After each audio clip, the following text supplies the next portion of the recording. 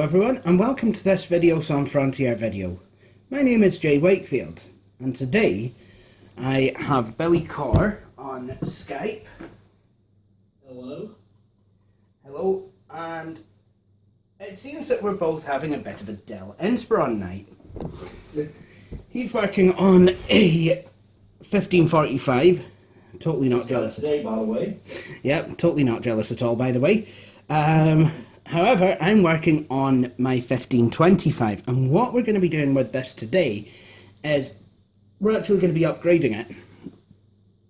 Now, I bought some memory for this system. Very nice. And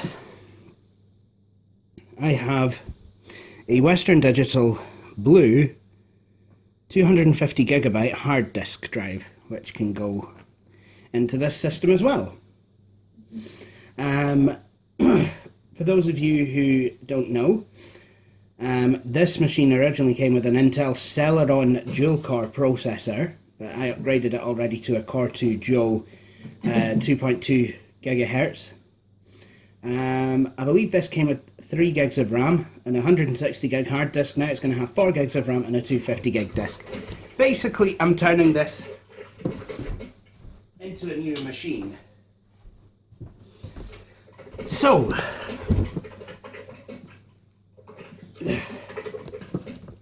without further ado, let's get started. Now, before we do anything at all,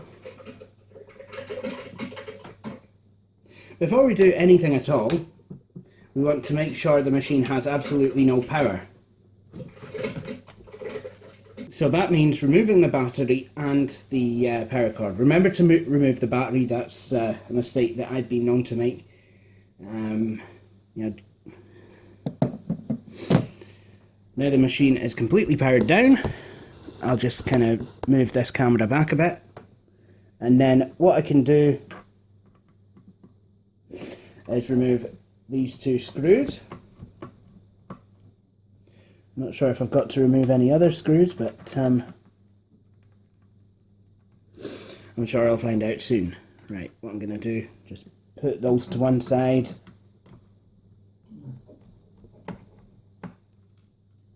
The screws are labelled with a hard disk logo, which I've always thought looks more like a beaker.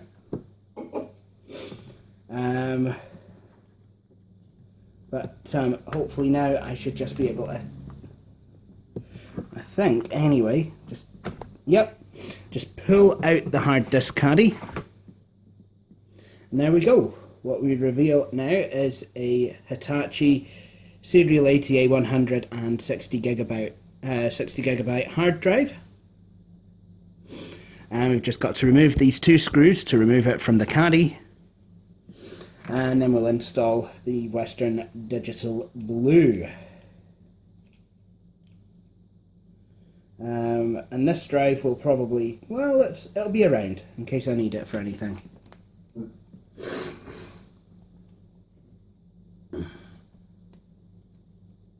There we go. 1,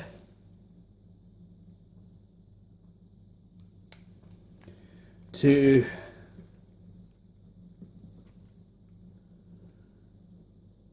resolder my shoe.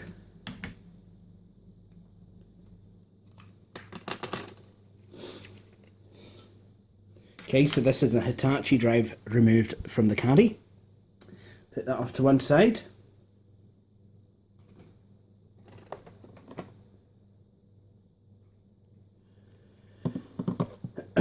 Now, I want to take this hard disk, place it in the caddy, and then we basically just do the reverse of what we did to install it. So it's just a case of put this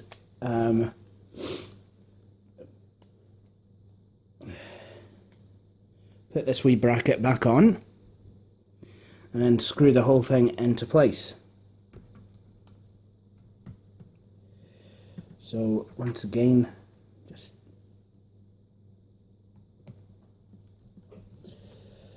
There we go.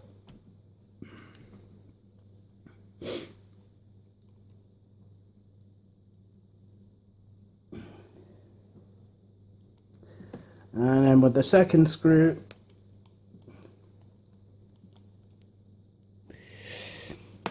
and then what we do literally here is just slide the new hard disk into the machine.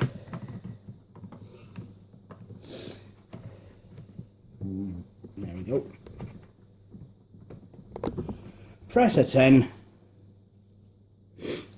and then screw the whole thing back into place. Soon sort that out.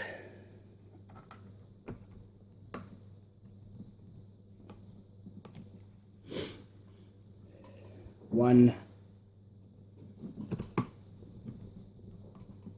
two. Right. Now we're going to install the memory. So what I want to do here is remove this flap. So to do that, just kind of loosen off all these screws.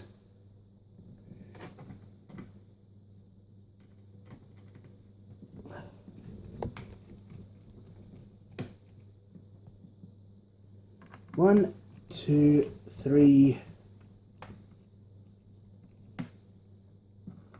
four,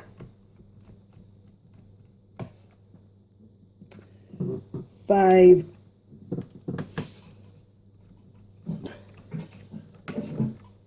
six,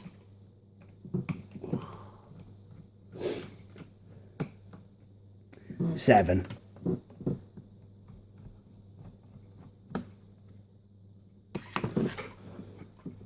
And then just kind of put your finger under this, or your thumb under this flap, lift it up, and then wonder why it's not actually coming apart. That is actually, you know, part of the service manual. That's literally what it says. Wonder why it's not coming apart.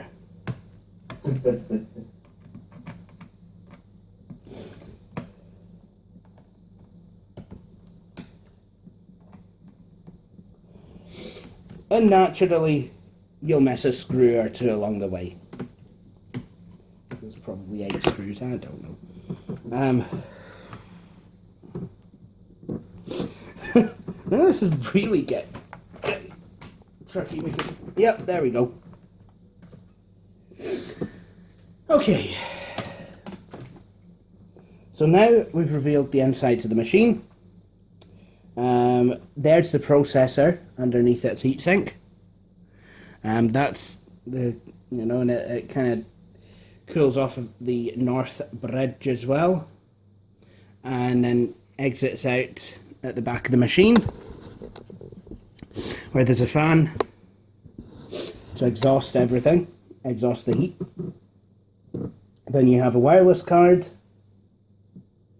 and then I believe you'll have, yep, you've got the option of putting a Bluetooth card in and a wireless WAN card, or to put it in layman's terms, a cellular modem. So, I mean, that's something that Dell's have been doing with their machines for a while.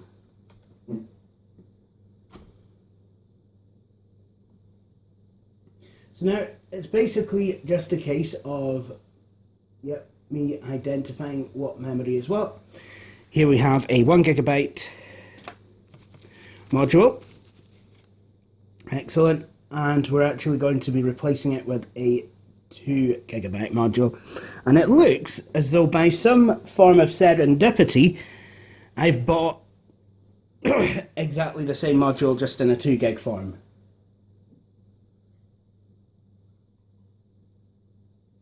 Except this is a 6400. But it will quite easily downclock to, it'll downclock from 800 to 667. You know, it should be fine. So let's just install it, I think. Yep. There we go. press it down, and there you have it. And now, and hopefully as well, because we've got two matched modules, well, sort of, we should be able to dual channel them.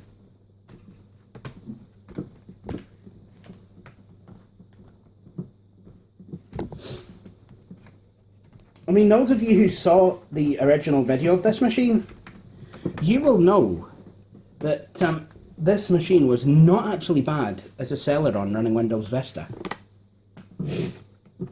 But now, with a new hard disk in, I mean, we're going to install Windows 7.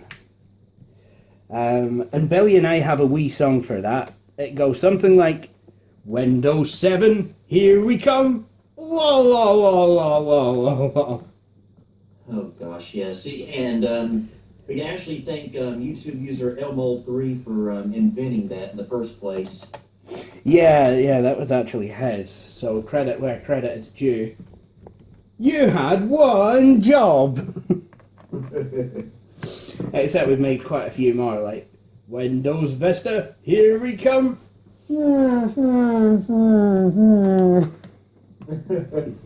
Windows 10, here we come! That was mine. Just kind of add the Zelda treasure chest sound at the end.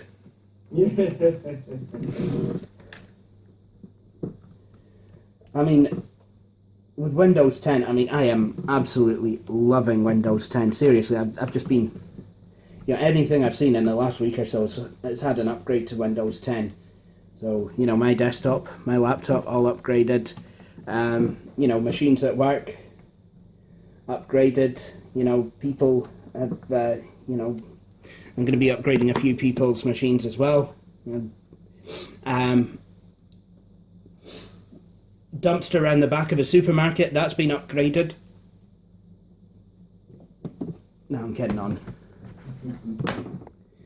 Right, so now we're ready for the first smoke test. I don't know if this thing's got any battery in it, but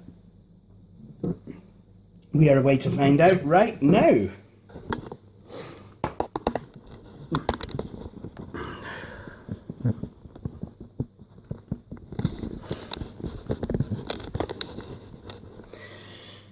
Okay, you ready? Smoke test! It has power. And it's posted, and it's going to do what all Dell's doing. The system amount of memory, the system memory, the amount of system memory has changed.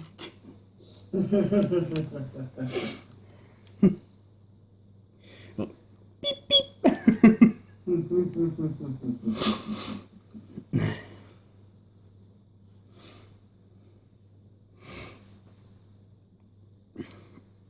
But I like that because you know that the upgrade's either been a success or a failure. Then again, it'll have changed anyway because I actually had to remove a module to insert one, so it'll either have went down to 2 gigs or up to 4 gigs. Yeah, and it can take a while to post it the first time. Oh yes, and I did upgrade the BIOS to A17, so you know, now it's running on the very latest BIOS. There's quite a lot going for it, this machine. There's quite a lot that I've done with it, and it wasn't in bad nick to begin with. There we go. The amount of system memory has changed. If you did not change your memory, ... If you did not change your memory. How ominous. To resolve this issue, try to reseat the memory.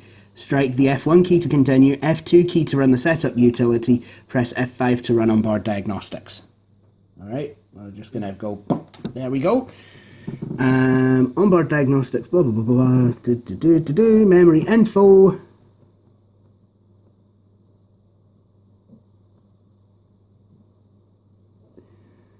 Right. I think this might have only had 2 gigs to begin with. Because it's got 3 gigs in it now. So much for 4 gigs. Oh well. We'll keep trying.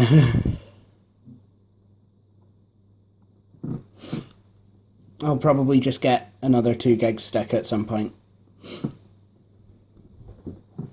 A whole box of laptop DDR2 memory that I wish I could hand you right now. Oh, that'd be brilliant, and then I could upgrade the M400. I'm starting to think, actually, that the M400 was the original reason this RAM was purchased. Whoops! I completely forgot, but never mind. The Inspiron. I upgraded the wrong machine. Oh well, the Inspiron. Congratulations, the Inspiron 1525 has got much more memory now. Good. No, not much more actually. It's only got a bit more, but still. Right. Okay. Let's have a look at onboard devices, external USB ports. SATA operation. Post behavior. Virtualization technology. I mean, that is a good thing to have. I'm probably going to go with Windows 7 32-bit, though, until I've got 4 gigs of memory. Pardon? Yeah. Okay, so that all seems to be fine.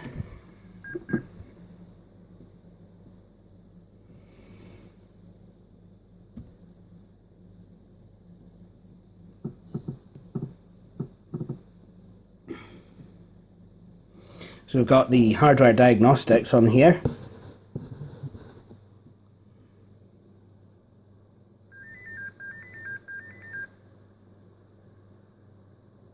Sounds like an early 2000s cell phone ringer. Hard drive 1 self-test log contains previous errors. The given error code and message can be used by Dell technical support.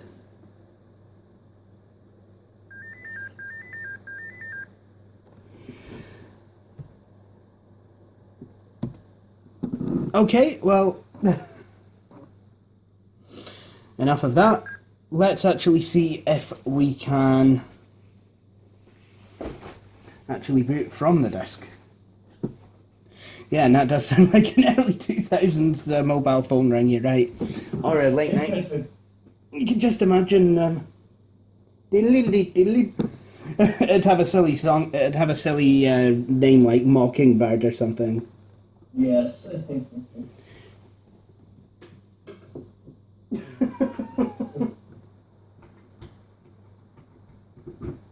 Reminds me of... I don't know why it's kind of put me in mind of those really old Motorola's. Yeah. I can't even mind what model it was. It's annoying because it's like everyone had one, but I have no idea what the model number is, and I can picture it now. You know, my ex had one. One of my, you know, girl I was seeing back in the day had one.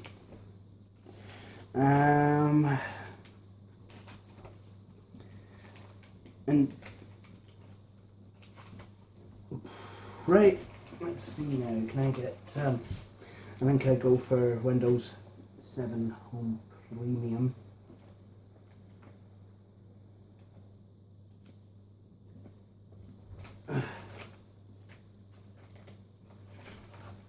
Windows 7 Pro.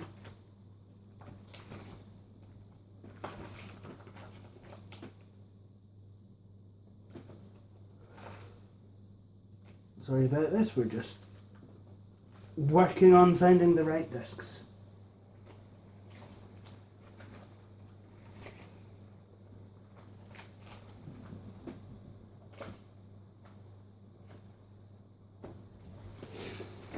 Oh well, let's go with Windows 7 Professional.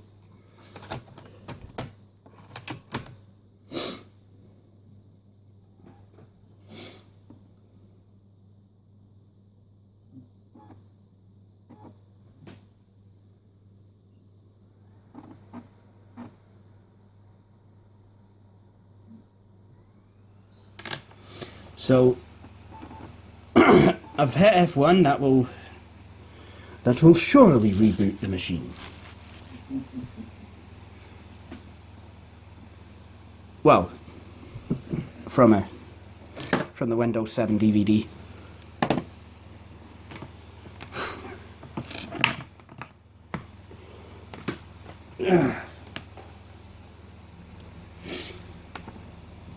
And before you ask, no, I will not be installing Windows 10 to this machine. You know, I want at least a couple of Windows 7 machines about the place. So, you know, much as I'd like to, I'm not going to be installing Windows 10 on this machine, which originally came preloaded with Vista. Even though it would happily run. That is one thing that I will applaud Microsoft for. All their operating systems from Vista onwards have had basically the same system requirements. You know, I know that's the way to do it. Give or take a gig or two of RAM or 512. I mean, they did say Vista needed at least 512 megs of RAM. 7 and 8 and 10 need at least a gig. But I mean, really, you don't go running Windows on 512 megs of RAM. It's just not done. Vista onwards, obviously. Yeah. Fine for something like 98 and 2000 or ME or XP if you're really pushed, but yeah. Right. Animated Windows 7. 3. So now we're in Windows 7 setup. I needed to quickly do something off cam. So you know how this goes. Install now.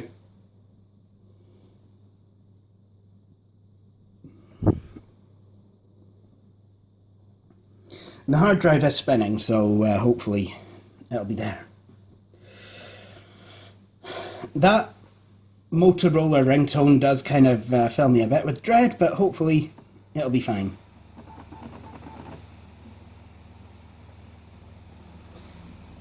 They say that in 10 years, if a laptop has an error, it'll shout, "Hello, Moto."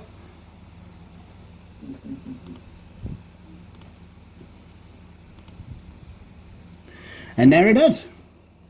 The 250 gigabyte Western Digital Blue hard disk drive. And no, they weren't designed for me, just as the Western Digital Purple was not designed for Keza. Bit of a shame. I mean, it'd be nice like to have our own hard disks. Oh yeah, the blue line.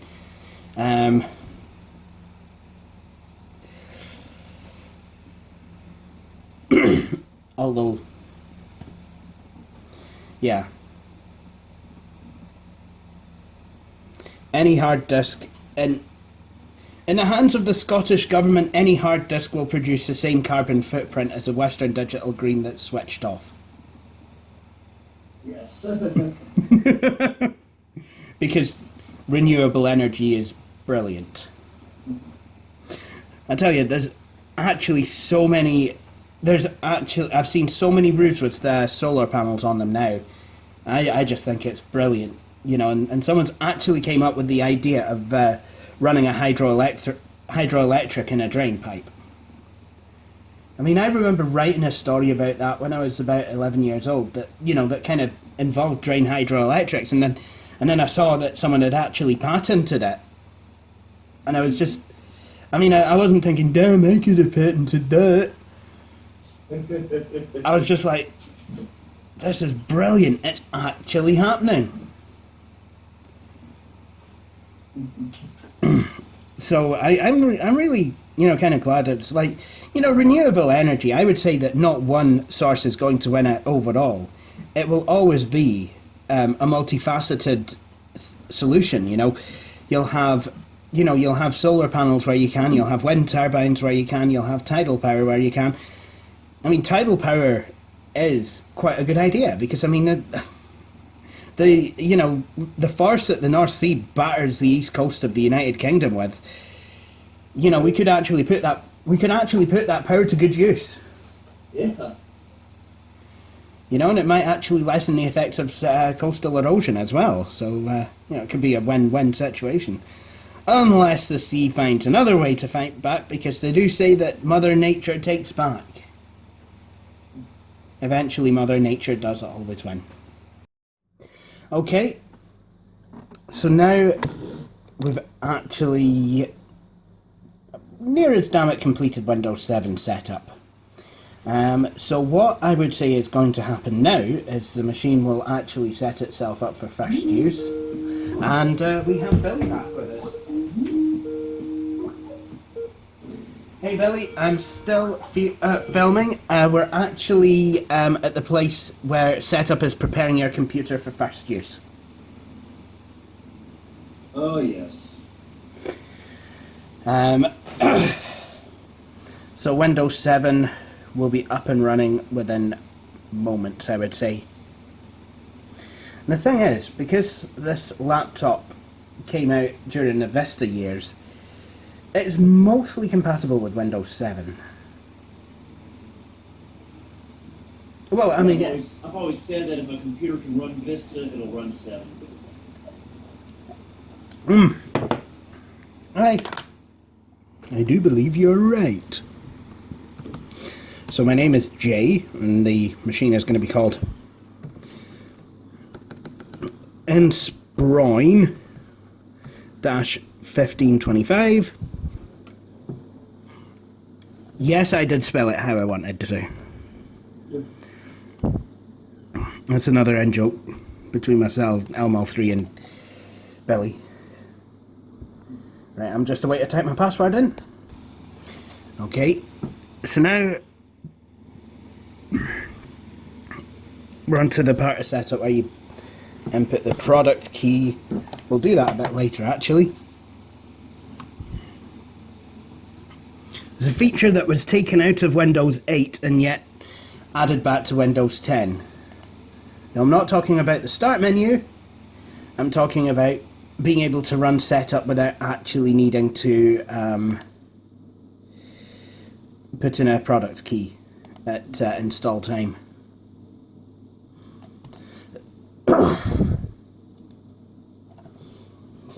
So, like I said, I mean, this will have found pretty much most, if not all, of the drivers. But I do have some drivers anyway, you know, for things like the touchpad,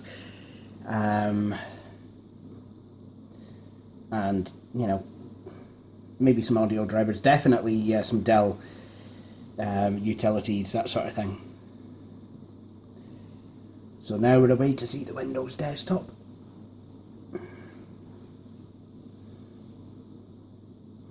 For those of you who've been running Windows 8 for the last 3 years or so, this is what Windows used to look like. And we were all very happy. It did actually take me a long time to upgrade to Windows 8, as, you know, permanently. I did so finally in, I think it was this time last year. I've been running it on and off, but you know, I must admit I did prefer, you know, Windows 7. So, a couple things. Use the magnifier. The full screen magnifier, of course, debuted with Windows 7. That was one of the things that, you know, I was very much a fan of. I mean, I must admit, I used to actually, yeah, I remember testing the Windows 7 beta out, and I was just like, well, before I completely dismiss it, for a laugh, why don't I see, you know, what the magnifier's like, expecting the old kind of bar magnifier to come up, and actually, it was this new full screen one, and I was just like, it's ready now! Release Windows 7 is ready now! I do think that Windows 7 is pretty much one of the greatest modern versions of Windows. Oh yeah, definitely. Windows 10 is fantastic, but, you know, Windows 7 will always be quite dear to me, probably because it was the first version of Windows to include a full screen magnifier, and it was a version of Windows that showed that Microsoft did have the ability to listen to its customers after a not so successful Windows Vista. Yeah. And especially after the Mojave experiment, which was quite insulting, actually. You know, they actually pretended to pitch a new version of Windows to a group of beta testers who'd never used Vista. And, you know, all these beta testers were like, oh, I like this version of Windows. Oh, it's brilliant. Look at these features. And then they were like, oh, by the way, guys, it's Vista. Try to say, oh, Vista's only unpopular because it, you know, has a bad name for itself. Well, that might be fine, but I'm reckoning those computers that people tested Mojave on will have been really well optimized to run with Windows Vista. Yeah. You know, Not a lot of computers were. Exactly, even ones that you actually bought with Vista pre-installed. Not every machine was designed for it. You know, it literally was just a case of, you know, you'd take home a PC from PC World and it'd just be groaning under Windows Vista. It'd be like,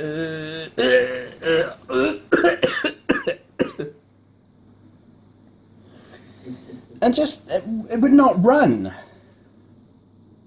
And this is, I mean, the Inspiron 1525 would have probably been a good one to run the Mojave experiment with, because this, as some of you saw in my last video about this machine, was well optimized to work with Vista. But, you know, Windows 7, why would you run anything else? Anyway, I'll be back with some drivers. Well, looks like I don't have any drivers for this computer, so I'm going to want to get some, and some of the software and what have you that's needed to run it. Now, some of this stuff can actually be quite easily gotten from Windows Update, but there's other things that I will need drivers for, like all these base system devices. That'll be a card reader. But the display adapter, you can double click on that, go to driver, update driver, and then it'll search online for it. And it'll probably find it as well.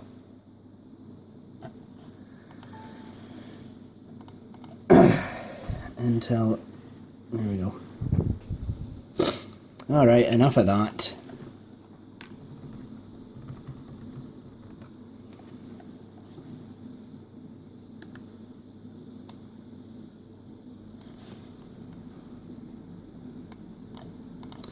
Add or change homepage. Use this web page as my only homepage. Good.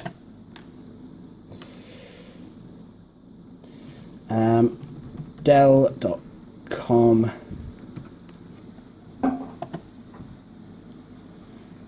Dell support page is fantastic, and I don't know why this mouse keeps getting caught up underneath the laptop.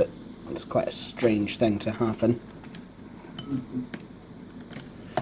I'll just give it some slack as well. Right. So what I want to do,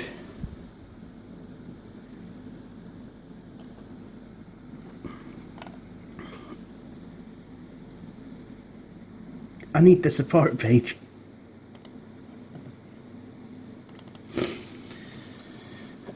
Never mind that it's a United States website, it'll be fine. All I need is drivers. So that's still searching for software online. Product support? Yes, please.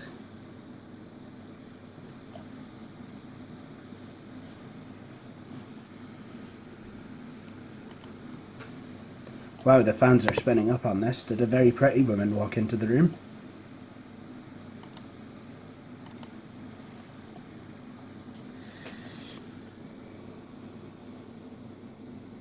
Laptops.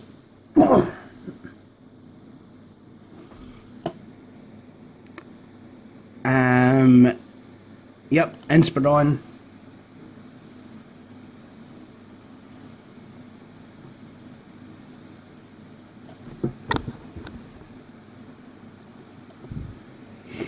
And then just kind of scroll down to see if I can actually find the one that I'm looking for. Ah, Jings. Oh, naturally.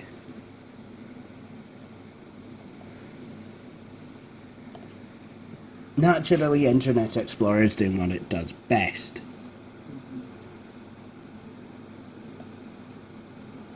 1525, late 2007.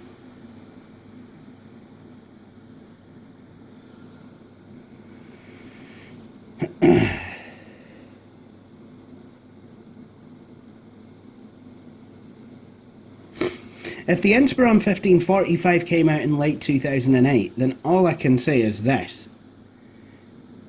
It was around for a long time. In terms of model years, anyway. That's probably why so many people own them. So I'll be back once I've downloaded the drivers. Okay then, so in a slightly odd turn of events for me, what I've done is I've installed all the applications I use on Ninite first before going on to activate Windows. And the reason I've done that is because I needed to download the drivers for this machine, but in order to do so, I really needed a better browser than Internet Explorer. I mean, sure enough, I could have upgraded to a later version of IE, and within hindsight, you know, I probably should have done that, but, oh well, they're all installed now. Windows is activated, and now we're ready to install the drivers. Now, once again, I would probably do this first. I usually always do. And one thing I'm also going to do as well, because the default value, the default way of managing the UAC is in dimming the screen. On Windows 7, as you just saw, it upsets the magnifier, so I'm going to have it not dim the screen. And for some reason, Windows does not like when you do that. Apparently it makes it less secure somehow. I really don't know. But I certainly believe that you know, it's better to be able to just kind of have the screen pop up without dimming the screen.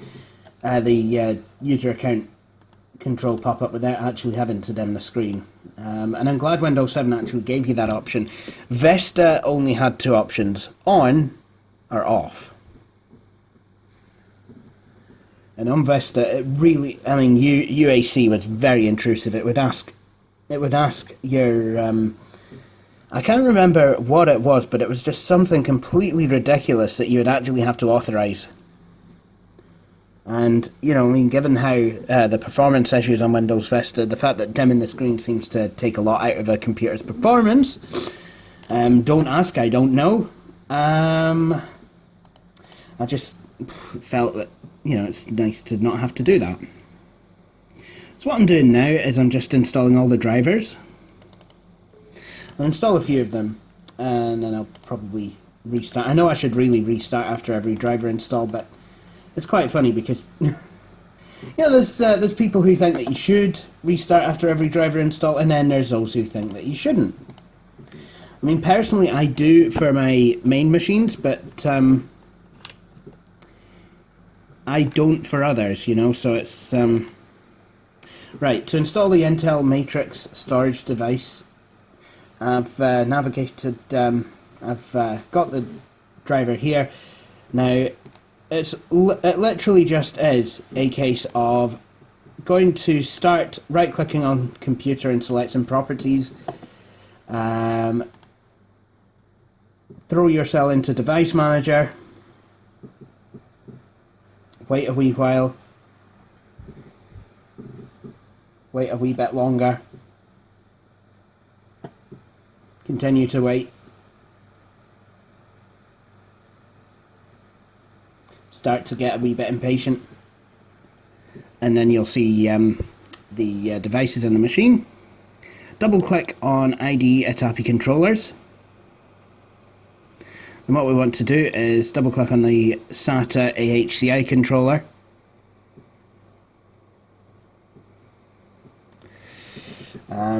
Go to the drivers tab, click update driver,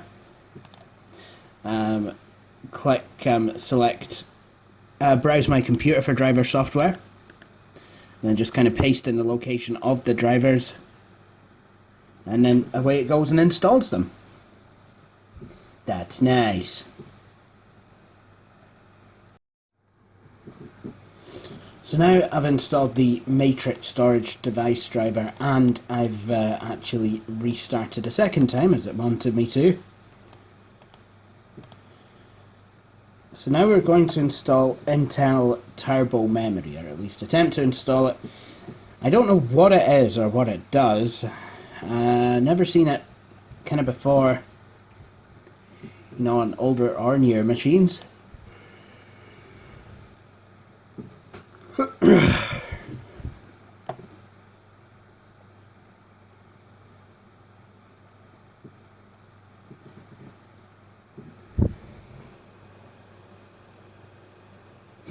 Oh, it's already got it installed. Oh well.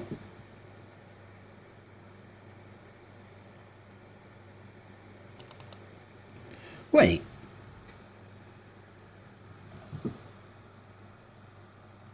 Did I have the blooming Ethernet controller selected instead?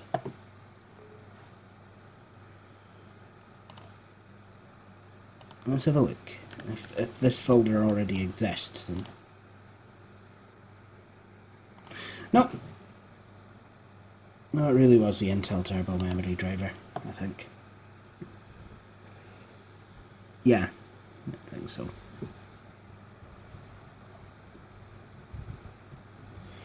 So configure a Windows installer.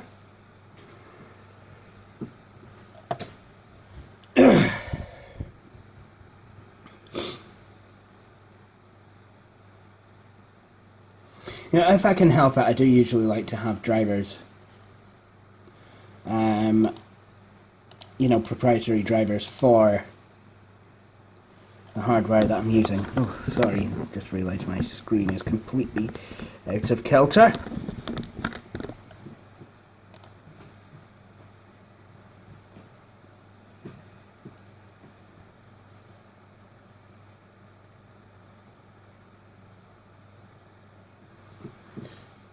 So it's just a case of waiting on it actually coming up with a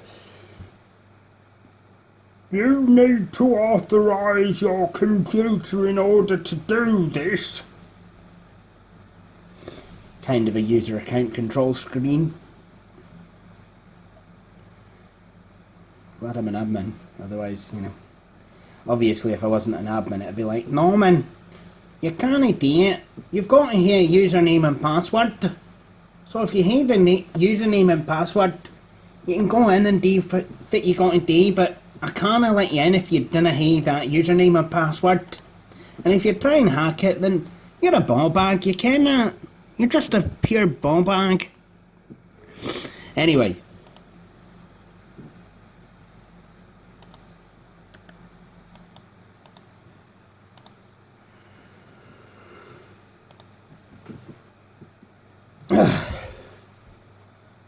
So now we're installing the base system device. At least I think we are. The Ricoh card reader driver.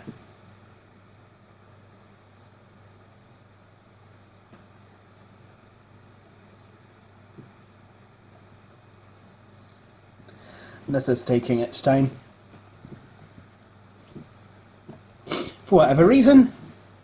Come on, not sure if I'm trying to install a Ricoh card reader driver or a Ricoh sublimation printer. Hence, the latter will stop working. Because they do that, you know. Those sublimation printers never work.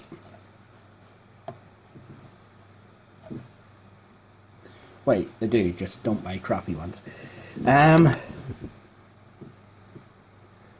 So it's now just a case of waiting for this to be finished, I guess. Okay, so I'm getting underway with the driver installs. I've installed the sound card driver, I've installed the modem Diagnostics. Now, here's one that I definitely need, because Windows 7, while it has a basic version, it doesn't have the driver that I actually need. This is a mouse driver, actually. Always good to kind of have, you know, a specific trackpad driver. That's something that Windows has just never had, is, you know, kind of full trackpad support, you know, in the options, you know, for turning on and off things like tap to click and being able to do wee gestures, even the basic ones like you know, kind of stroking down, you know, kind of swiping down here to scroll. It's just never, you know, been something that Windows has been very good at. Now, let's have a look. Dell pointy stick. I've called it the point and stick driver. Despite the fact that this laptop has absolutely no track point at all.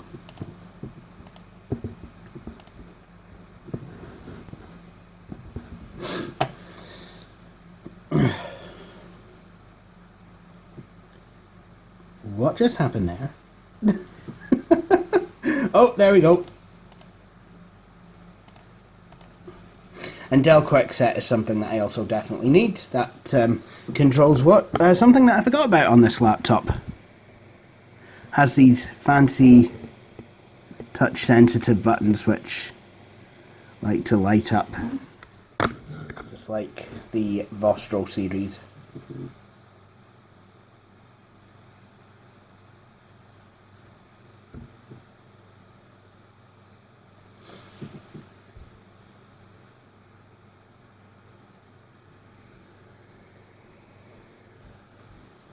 Now it's going to do something in the command prompt. I don't know why I like that when that pops up.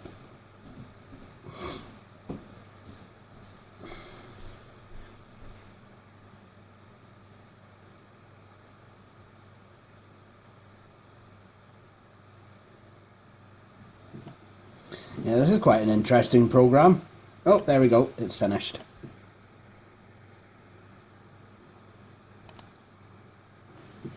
Okay, Quickset.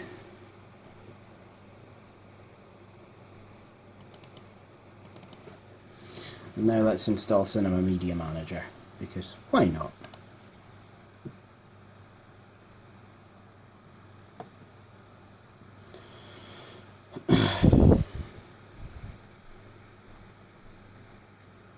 Is it Cinematics Media Manager?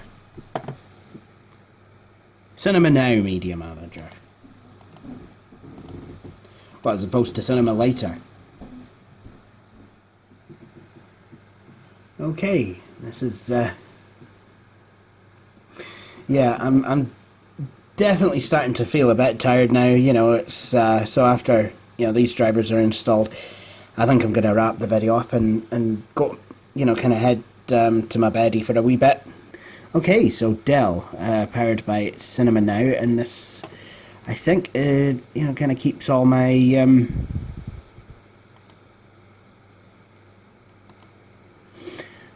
media together.